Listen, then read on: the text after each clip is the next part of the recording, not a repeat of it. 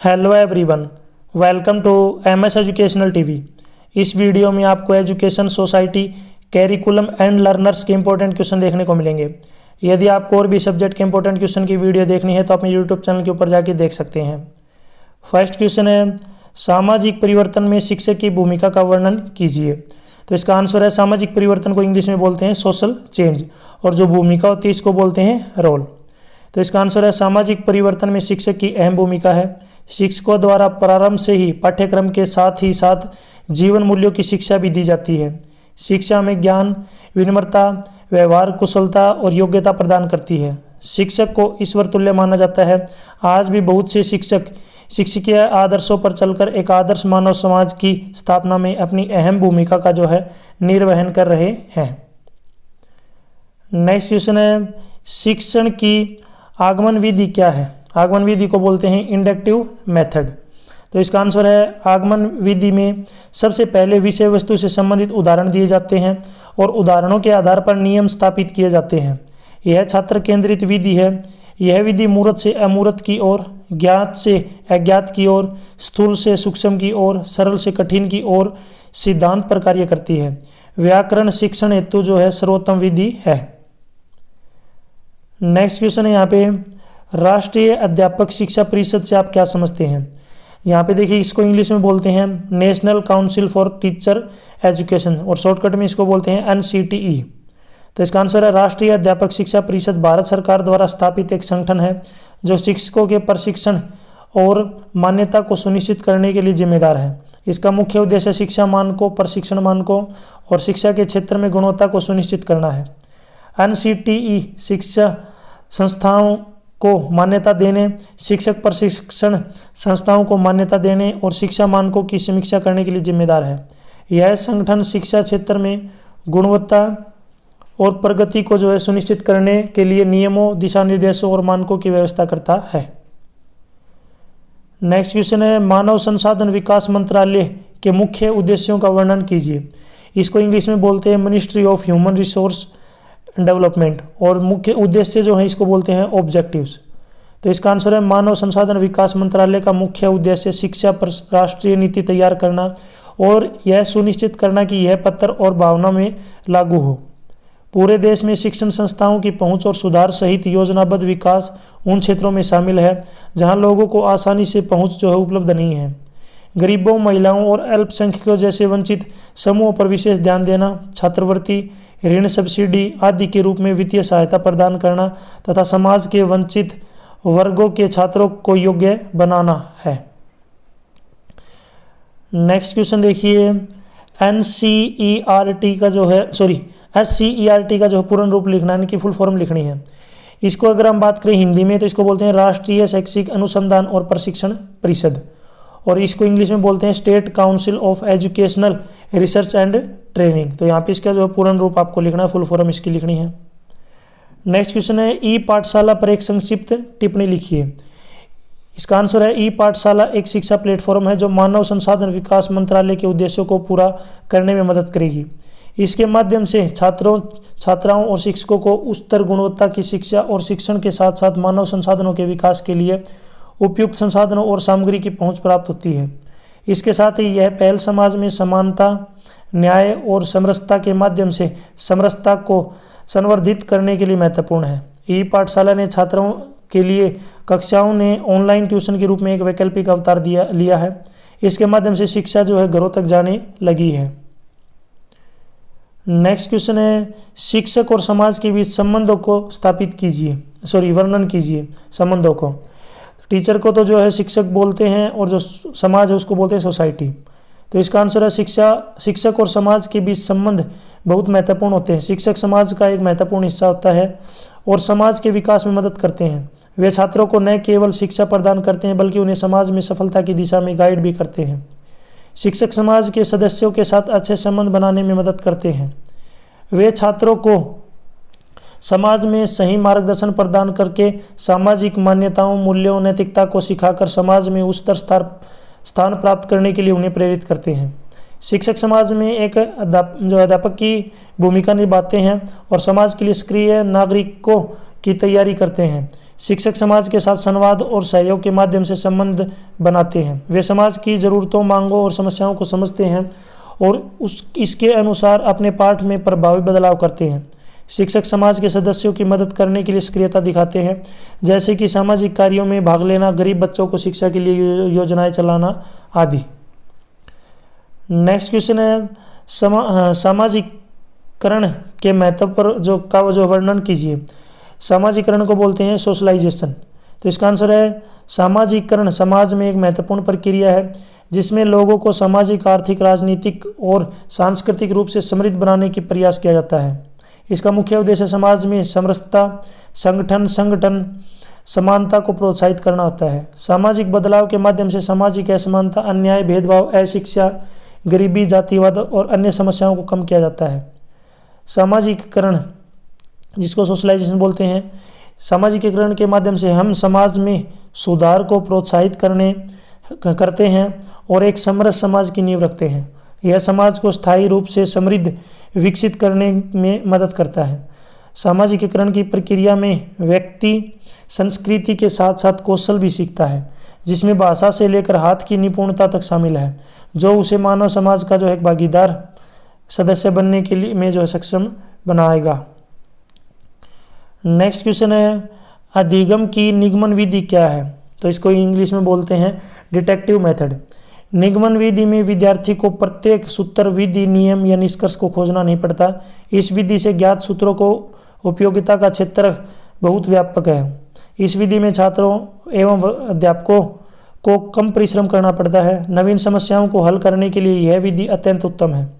सूत्र या नियम पहले ही ज्ञात होने के कारण प्रश्नों को हल करने में एक विशेष सुविधा होती है। इसमें सामान्य नियम पहले बता दिया जाता है और बाद में उदाहरण से पुष्टि की जाती है। यह बड़े विद्यार्थियों के लिए उत्तम है। नेक्स्ट है CCRT का पूर्ण रूप क्या, फुल फॉर्म बतानी है। तो इसकी हिंदी में बोलते हैं सांस्कृतिक संसाधन और प्रशिक्षण केंद्र, और इंग्लिश में इसकी फुल फॉर्म है centre for cultural resources and training. Next question है ई बस्ता पर एक संक्षिप्त टिप्पणी लिखी है। तो इसका आंसर है ई बस्ता का मतलब इलेक्ट्रॉनिक बस्ता या डिजिटल बस्ता, किताबों का डिजिटल संग्रह होता है। इस बस्ते में किताबों का पूरा खजाना भरा होता है, अर्थात इस बस्ते के द्वारा छात्रों को उनकी पढ़ाई का सामान डिजिटल रूप से मुहैया कराया जाता है। ई बस्ता पोर्टल के माध्यम से छात्रों को उनकी जरूरत की सामग्री यथा text, animation, simulation, audio, video के रूप में उपलब्ध कराया जाता है। नेक्स्ट क्वेश्चन है आधारभूत शिक्षा का तर्क क्या है। आधारभूत शिक्षा को बोलते हैं बेसिक एजुकेशन। आधारभूत शिक्षा का तर्क यह है कि किसी शिक्षा प्रणाली में आधारभूत ज्ञान आवश्यक होता है। यह ज्ञान विद्यार्थियों को सामान्य जीवन और व्यक्तित्व विकास के लिए महत्वपूर्ण होता है। आधारभूत शिक्षा में हम विद्यार्थियों को श्रेणीबद्ध करके विभिन्न गणित, विज्ञान, सामाजिक अध्ययन, विद्युत प्रवाहन, भौतिकी आदि के विषयों में शिक्षित करते हैं। इसमें विद्यार्थियों को यह सिखाया जाता है कि वे अपनी सोचने की क्षमता विकसित करें, समस्याओं को समाधान करने के लिए अनुकरण करें, सामाजिक और नैतिक मुद्दों पर समझ बढ़ाएं और समानांतर विचार और सहभागिता की मान्यता करें। आधारभूत शिक्षा का उद्देश्य होता है विद्यार्थियों का नैतिक, साहित्यिक, ऐतिहासिक और वैज्ञानिक संज्ञान मजबूत करना, उनकी योग्यता विकसित करना और समाज के लिए उनके योगदान को मजबूत करना। नेक्स्ट क्वेश्चन देखिए अधिगम की समस्या समाधान विधि क्या है। इसको इंग्लिश में बोलते हैं प्रॉब्लम सॉल्विंग मेथड। आंसर है समस्या समाधान विधि का प्रयोग छात्रों में समस्या को हल करने की क्षमता विकसित करने के लिए किया जाता है और छात्रों से यह अपेक्षा की जाती है कि स्वयं अपनी समस्याओं को प्रयासों द्वारा हल करें।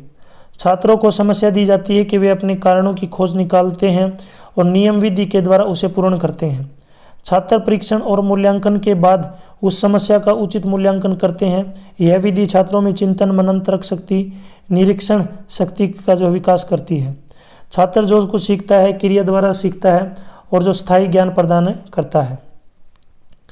नेक्स्ट क्वेश्चन है राष्ट्रीय शैक्षिक अनुसंधान एवं प्रशिक्षण परिषद से आप क्या समझते हैं। तो इसकी इंग्लिश में बोलते हैं national council of educational research and training, जिसको NCERT बोलते हैं।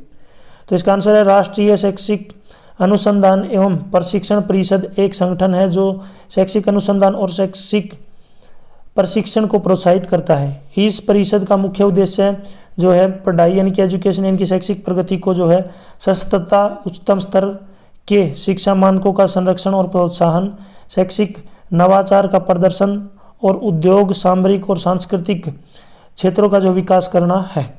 यह परिषद शैक्षिक नीतियों की रचना करता है, अनुसंधान का प्रोत्साहन करती है और विभिन्न प्रशिक्षण कार्यक्रमों का जो है व्यवस्थापन करती है। इसका मूल मंत्र शिक्षा के माध्यम से सभी लोगों के विकास को सुनिश्चित करना है। नेक्स्ट क्वेश्चन है DIET का जो है पूर्ण रूप क्या है, इसकी फुल फॉर्म आपको बतानी है, यानी कि DIET की जो फुल फॉर्म क्या है बतानी है। तो इसको हिंदी में बोलते हैं जिला शिक्षा एवं प्रशिक्षण संस्थान, इंग्लिश में बोलते हैं district institute for education and training. Next question है वर्ल्ड वाइड वेब पर एक संक्षिप्त टिप्पणी लिखिए। तो वर्ल्ड वाइड वेब, जिसे WWW के नाम से भी जाना जाता है, उन सभी सार्वजनिक वेबसाइटों या पेजों को संदर्भित करता है जिन तक उपयोगकर्ता इंटरनेट के माध्यम से अपने स्थानीय कंप्यूटर या अन्य उपकरणों तक पहुंच सकते हैं। ये पृष्ठ या दस्तावेज हाइपरलिंक के माध्यम से आपस में जुड़े होते हैं जिन पर उपयोगकर्ता जानकारी के लिए क्लिक करते हैं। यह जानकारी पाठ, चित्र, ऑडियो और वीडियो सहित विभिन्न स्वरूपों में हो सकती है। नेक्स्ट क्वेश्चन है सार्जेंट योजना का वर्णन कीजिए। तो इसका आंसर है 1944 में केंद्रीय शिक्षा सलाहकार बोर्ड ने सार्जेंट एनालिसिस तैयार किया जो द्वितीय विश्व युद्ध के बाद शिक्षा के विकास पर एक संपूर्ण रिपोर्ट थी। इसने एक शैक्षिक प्रणाली की कल्पना की जिसमें 6 से 11 साल की उम्र के सभी बच्चों के लिए सार्वभौमिक, मुफ्त और अनिवार्य प्राथमिक बुनियादी शिक्षा शामिल थी। यह प्रस्ताव केंद्रीय शिक्षा सलाहकार समिति के सामने रखा और इसको जो है पूरी मंजूरी दे दी गई। नेक्स्ट क्वेश्चन है कौशलों पर जो है एक संक्षिप्त टिप्पणी लिखिए। तो कौशलों को इंग्लिश में बोलते हैं स्किल्स। कौशल निपुणता, अनुभव और अभ्यास के आधार पर विकसित होते हैं। ये हमें किसी कार्य की सुगमता और उत्कृष्टता से करने में मदद करती हैं। सफलता के लिए कौशलों का निरंतर प्रशिक्षण और संवर्धन आवश्यक होता है। नेक्स्ट क्वेश्चन है NCTE का जो पूर्ण रूप बताना है, इसको हिंदी में बोलते हैं राष्ट्रीय अध्यापक शिक्षा परिषद और इंग्लिश में बोलते हैं national council for teacher education, इसकी फुल फॉर्म है। साथ ही साथ आपको जो है NCERT की जो फुल फॉर्म है मुझे कमेंट सेक्शन में बतानी है। यदि आपने वीडियो को ध्यान से देखा होगा तो आपको उसकी फुल फॉर्म ऊपर मिल जाएगी, इससे मुझे पता चले आपने वीडियो को कितना देखा है। नेक्स्ट क्वेश्चन है ई-लर्निंग पर एक संक्षिप्त टिप्पणी लिखिए। तो इसका आंसर है ई-लर्निंग कंप्यूटर आधारित शैक्षिक टूल या प्रणाली है जो इलेक्ट्रॉनिक माध्यम से कहीं भी किसी भी समय अध्ययन और अध्यापन की सुविधा देती है, जैसे इंटरनेट पर ऑनलाइन सीखना, पढ़ना और पढ़ाना। वर्तमान में अधिकांश ई लर्निंग इंटरनेट के माध्यम से लोगों तक जो है पहुंचाई जाती है। यहाँ तक जो वीडियो अपनी कंप्लीट हो चुकी, वीडियो अच्छी लगी तो इसको लाइक करें, अपने दोस्तों के साथ ज़रूर शेयर करें। यदि आपको और भी सब्जेक्ट के इंपॉर्टेंट क्वेश्चन की वीडियो देखनी है तो आप मेरे यूट्यूब चैनल के ऊपर जाकर देख सकते हैं। यदि आपको PDF वगैरह डाउनलोड करनी है, ओल्ड क्वेश्चन पेपर की एग्जाम नोट्स या फिर लेसन प्लान, प्रैक्टिकल फाइल, तो वीडियो के डिस्क्रिप्शन में या फिर आपको इस कोने में वेबसाइट का लिंक मिल जाएगा, यहाँ से आप इनको डाउनलोड कर सकते हैं। या फिर आप डायरेक्ट गूगल पे टाइप कर सकते हैं www.mseducationaltv.com। यदि आप मुझे फेसबुक, इंस्टाग्राम और टेलीग्राम पे फॉलो करना चाहते हैं तो उसका लिंक भी आपको इसी वीडियो के डिस्क्रिप्शन में मिल जाएगा, वहाँ से आप मुझे डायरेक्ट फॉलो कर सकते हैं। Thanks for watching.